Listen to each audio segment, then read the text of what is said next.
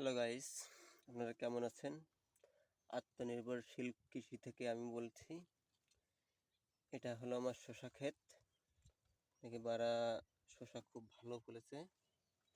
এখনো ছোট ছোট রয়েছে যদিও, তবে এটা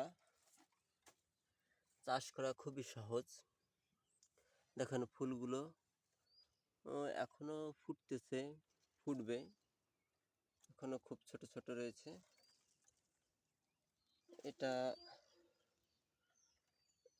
বড় হলে এক একটা শসায় প্রায় 250 থেকে 300 গ্রাম পর্যন্ত ওয়েট হবে।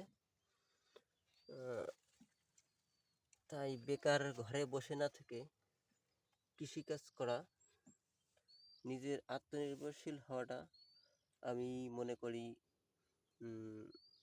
সব বেকার ছেলেদের পক্ষে এটা ভালো। কারণ কিছু না করে বসে থাকার থেকে কিছু করে দেখানো আমার মনে হয় একটা মানুষের কাজ হবে। আমি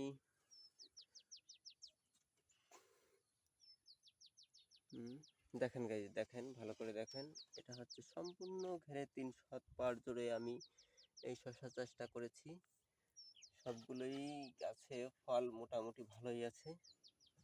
এখন আমি তুলতে পারিনি, তবে আশা করা যাচ্ছে 4-5 দিনের ভিতরেই আমি এটা সংগ্রহ করতে পারবো।